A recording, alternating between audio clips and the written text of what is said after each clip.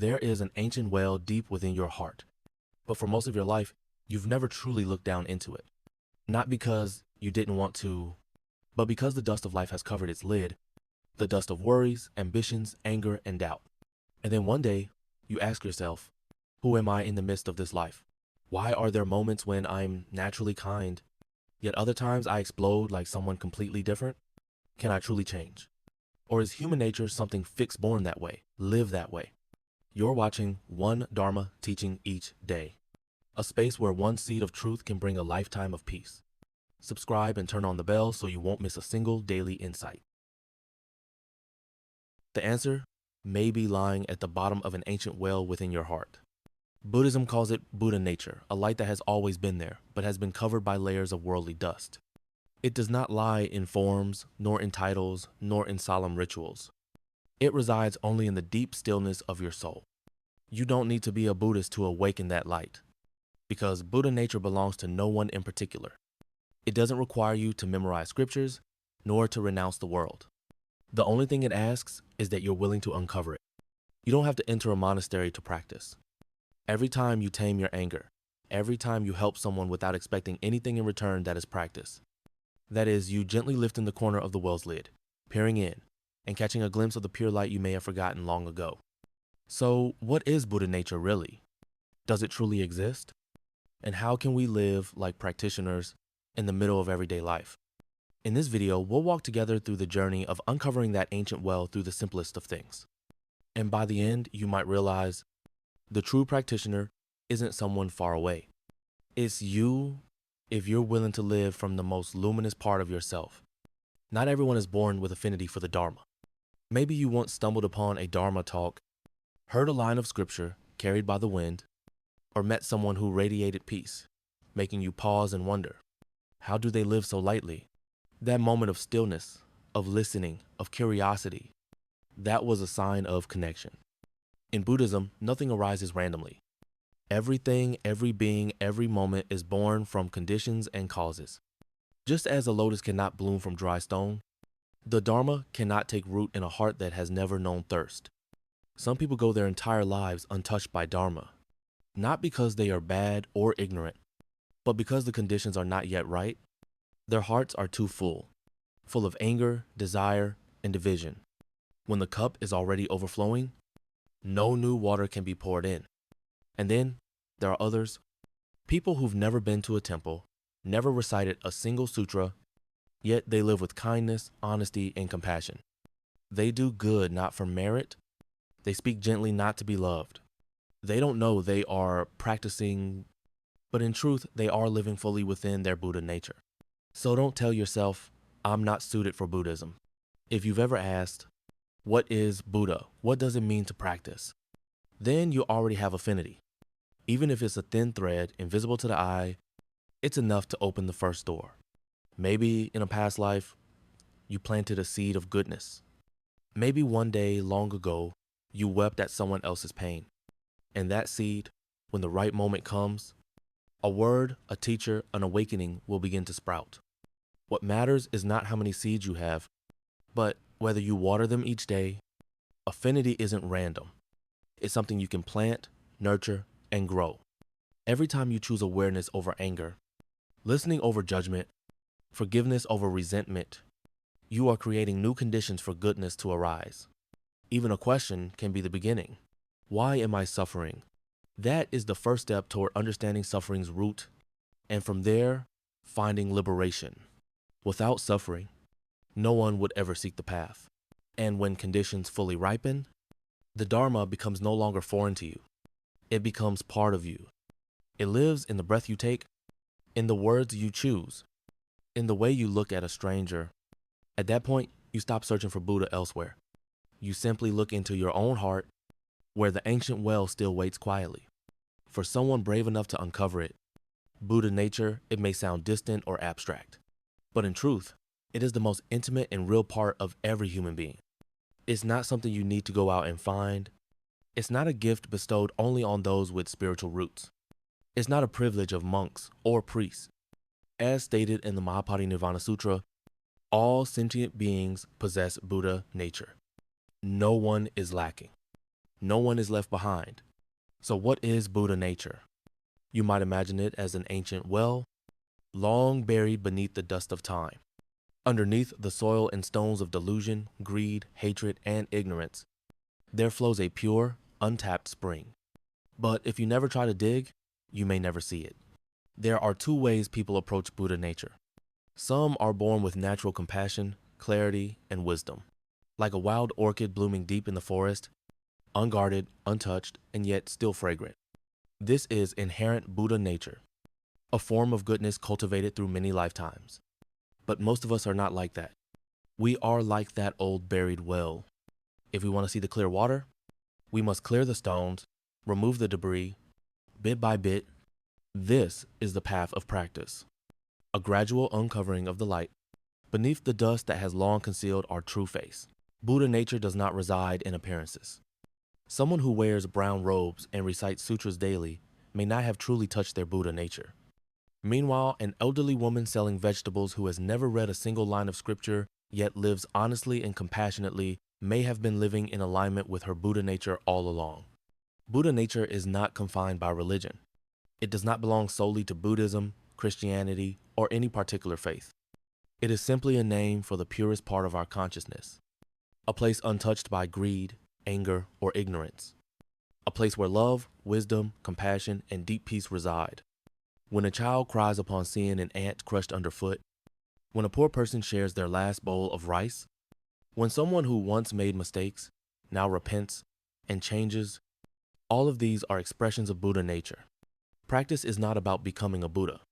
It's about returning to yourself, to the original nature within, where each glance, each word, each action is filled with clarity and love. We don't need to create Buddha nature. It has always been there. All we need to do is stop, listen, and observe our own hearts. To realize, the light is still there, still flickering beneath the layers of affliction. If you've ever noticed yourself getting angry over something small and then felt remorse, you've touched your Buddha nature. If you've ever cried for someone else's suffering, even a stranger, that too is Buddha nature. If you've ever chosen forgiveness over resentment, Buddha nature is alive in you. So don't go searching for it somewhere far away. Begin simply by observing yourself. And you may see that this ancient well, with just one drawn bucket, can reflect the whole sky. Buddha nature is not something anyone can give to you. It does not lie in doctrine or ritual. It is your original essence, pure, wise, and full of love, present in every human being, regardless of status or intellect.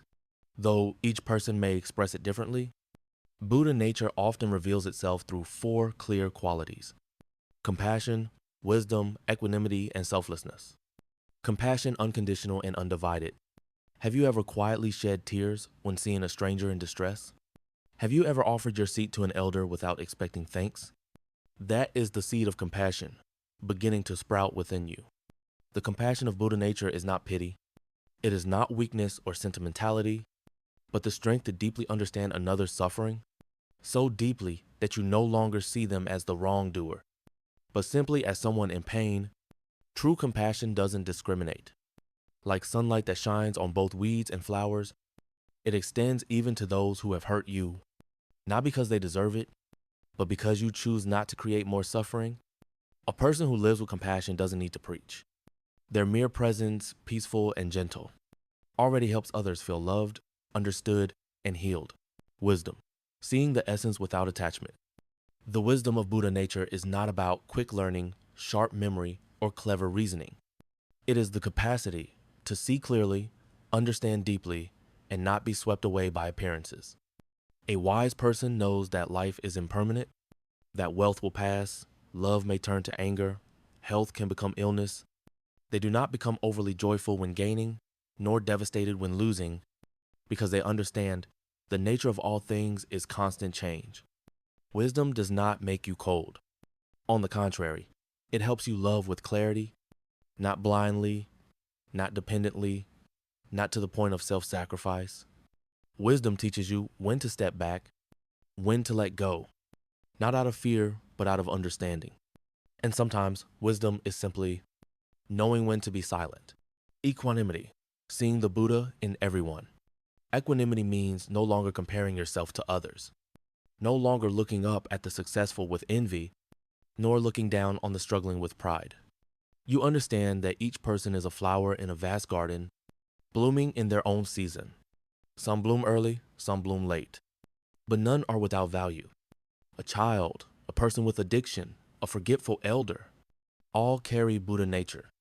If you can see them as yourself, not above, not below, you have begun to live with equanimity. Equanimity also means being kind to yourself, not blaming yourself for past mistakes, not feeling ashamed for not being enlightened enough. Buddha nature is not measured by speed, but by the sincerity with which we return to our own hearts. Selflessness, acting without recognition, giving without expectation. Selflessness is not the loss of identity. It is the softening of a rigid ego.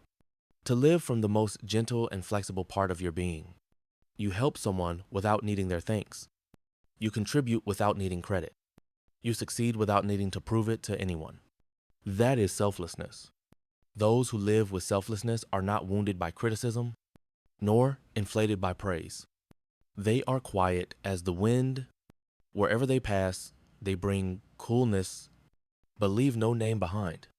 Selflessness frees you from clinging to success or failure, from needing to define yourself by rank, title, or superiority. And in that freedom, you become truly yourself. Compassion helps you love without condition. Wisdom helps you love life with clarity. Equanimity helps you live without judgment. Selflessness helps you live without bondage. These are the 4 signs of Buddha nature. If you've seen even a glimpse of them in yourself, congratulations. The ancient well within you has begun to seep with water. Now is the time to keep drawing deeper and deeper. When we speak of spiritual practice, many people immediately think of entering a monastery, becoming vegetarian, chanting sutras, or living in seclusion. But true practice in its deepest sense is not about escaping the world. It is about living within the world with a heart steady like a mountain. You don't need to wear robes, shave your head, or give up your possessions to practice. Because if you retreat from the world, but your heart is still filled with anger and desire, that is not yet practice.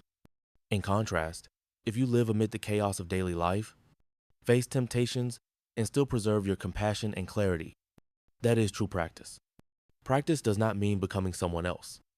It means returning to your true self, the part of you that is already pure, compassionate, and wise. It is not about chasing appearances, not about forcing yourself to be perfect. It is about having the courage to face the shadows within and gently transform them. Spiritual practice is not about asceticism. It is not about chaining yourself to a set of rigid rules. True practice is an inner awakening, a journey of recognizing and transforming the afflictions that quietly govern your life every day. You do not practice to go to heaven.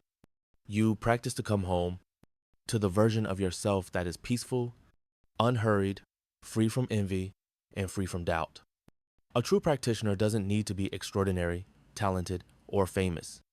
They are often recognized by simple qualities: a calm face and a gentle voice, a steady way of handling things without needing to win, not showing off their kindness, nor rushing to judge others, not easily swayed by praise, nor discouraged by criticism. A real practitioner carries an aura of quiet harmony, as light as mist, as cool as a breeze. When you're near them, you don't feel like you're being taught, you feel like you're being healed. Practice also means being mindful in the smallest of moments. A flash of anger in your eyes, a harsh word about to slip out, a defensive reaction when you feel hurt. If you can pause even for just 1 second, that is practice. Practice is a process. No one becomes awakened overnight. Some days you'll do well. Other days, you'll lose your temper again.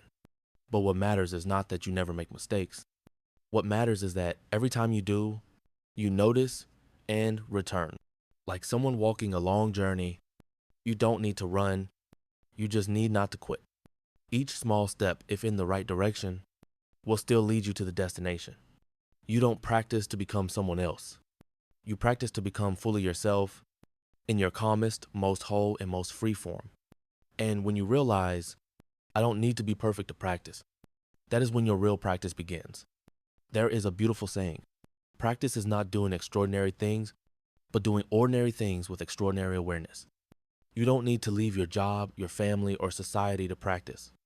Because every day, life offers you countless chances to grow. If you are awake enough to see them, spiritual practice in daily life begins with the smallest things.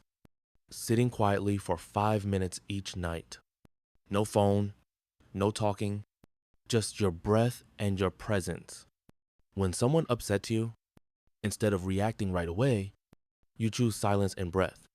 That is practice. When you feel the urge to blame, instead of speaking in anger, you choose to pause and understand. That is practice. When you have the chance to lie to benefit yourself, but you choose to speak the truth, even if inconvenient, that is practice. When jealousy rises, and you see it, acknowledge it, but choose not to feed it, that is practice. Practice doesn't require a lot of time, just the right attention at the right moment. There are people who are busy from dawn to dusk, but still know how to return to themselves in a brief pause, a deep breath before entering a meeting, a tender look toward their child, a warm hug in place of a lecture. That is practice. Practice doesn't demand special conditions. You can be poor, you can live in a noisy city, but as long as you live each moment with a bit more kindness, you are practicing. You don't need to do a lot. You just need to do one thing with full sincerity and presence. Start exactly where you are. At mealtime, slow down and give thanks for your food. That is practice. At home, listen more and get angry less. That is practice. At work, give your best without competing. That is practice. With yourself, forgive your past mistakes and stop demanding perfection. That is also practice. Practice also lives in how you respond to difficulty. When things don't go your way, instead of blaming fate or pointing fingers, you pause and ask, what can I learn from this? That too is practice.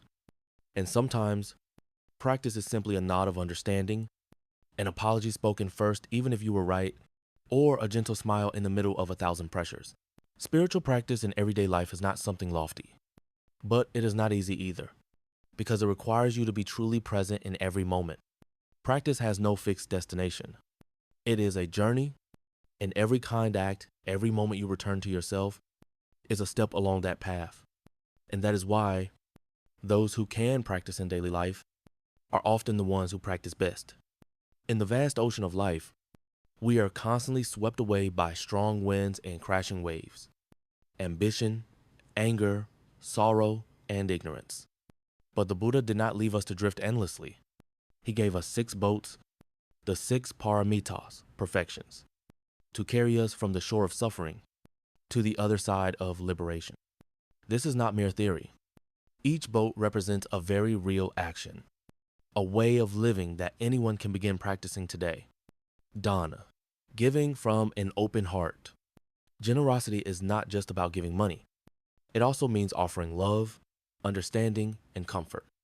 In Buddhism, there are 3 types of giving. Material giving, tai ti, offering material support, even just a loaf of bread or a warm meal. Dharma giving, fap thi, sharing timely advice, helpful knowledge, or a story that inspires. Fearless giving, vo oi thi, giving others peace such as protecting the vulnerable or calming the fearful. True giving is done without expecting anything in return, without counting favors, without keeping score. When you give with your whole heart, your spirit immediately becomes lighter. Shila, living with integrity. Discipline is not about restriction. It's about setting boundaries to protect yourself, like slowing down on a dangerous mountain road. A practitioner needs precepts to avoid falling into the depths of greed, anger, and delusion. You uphold precepts not out of fear of punishment, but to preserve the clarity of your body, speech, and mind. Speak truthfully, do no harm, live ethically, and keep your heart clean. This is the essence of precepts. Precepts are not chains, they are arms of protection. Thanks to them, you become free from the consequences of harmful actions. Kshanti, the power of gentle endurance. In a noisy world, Those who flare up quickly are often seen as strong. But in the Dharma, true strength belongs to those who endure. Patience is not passive submission. It is knowing when to stay silent so you don't hurt others or yourself. Patience with criticism and even with praise. Patience when misunderstood or insulted. Not out of weakness, but because your heart is vast. A great practitioner is not someone who is never offended, but someone who remains peaceful, even when offended. Virya, steady, unshakable effort. Diligence is conscious perseverance. It doesn't mean you have to meditate for hours every day or recite hundreds of sutras. It means that each day you grow a little wiser, a little gentler, a little more kind than yesterday. Some days you'll be tired. Some days you'll fall. But if you do not give up, you are still being diligent. A true practitioner is not someone who is always flawless, but someone who always returns to the path. Dhyana, meditation that grounds you like a mountain. Meditation is not about sitting for hours without moving. It is about being aware in every moment while eating, washing dishes, walking. When your mind becomes still, no longer pulled by the illusions of the world, you will feel your heart like a calm lake. And when the lake is still, the moon of truth can be seen clearly. Meditation allows you to stand firm in the storm, not because the world is calm, but because you are. Prajna, wisdom at the end of the path. Prajna is the deepest form of wisdom, the kind that transcends all dualities. Right and wrong, gain and loss, better and worse. A person with prajna does not judge by outcome. They see the essence. They know everything arises from causes and conditions. And when the causes ripen, the results will naturally come. There is no need to force anything. Prajna does not make you a know-it-all. It makes you more humble, more deeply understanding, and much lighter in spirit. These 6 practices, if applied consistently, are 6 boats that can carry you beyond suffering to the other shore of freedom and awakening. Choose the boat that feels closest to your heart. Then step aboard. There's no need to paddle fast. Just don't look back. You don't need to ask whether someone is practicing. Spend a few minutes near them, and you will feel it. A true practitioner doesn't need to wear monastic robes, shave their head, or sit in meditation all day. Practice isn't shown through appearance, but through presence. Such a person carries a lightness within them. They don't try to teach. They don't try to prove they know anything. But every word they speak has depth, and every action carries a quiet peace. They are not loud, not reactive, not judgmental. They might be washing dishes, tending a garden, or watching over a child, and yet you feel there is something radiant about them. Not the kind of light that demands attention, but the kind that softens the room around them. They don't rush to react when criticized, nor do they boast when praised. They are not swept away by gain and loss, win or lose. They live like a steady rock in the river. The water flows all around, but cannot carry them away. You may notice their eyes are clear, as if they see through you, but without judgment. Their voice is low, slow, and never self-righteous. They help without needing thanks. They live ethically without needing recognition. They never say, "I am practicing." But every action, every decision, every moment they refrain from anger or argument is a living Dharma talk. A true practitioner is not someone who knows many scriptures, but someone who lives the teachings through their way of being. And sometimes they look completely ordinary. A motorbike driver, a street vendor, a stay-at-home mother, an elderly person living quietly. But even a single moment near them, and your heart begins to settle. And then you realize, the Buddha is not far. You don't need to search far to find Buddha nature. It does not dwell in grand temples, towering statues, or lofty teachings. It lies in the ancient well within your own heart, once crystal clear, but over time, covered in the dust of worldly worries, of anger, sorrow, and doubt. Maybe you've never uncovered that well. Maybe you believe you're not good enough, not wise enough, not pure enough to practice. But in truth, you only need to begin with one small act, holding back when you feel like yelling, sitting still for 5 minutes at night to listen to yourself, living kindly for one day even if no one sees it. Every one of these is a moment. You draw up the bucket from your heart's ancient well. At first, the water may still be cloudy, but if you don't give up, it will become clear again. And from its depths, light will rise, a light no one gave you and no one can take away. Practice is not about leaving the world.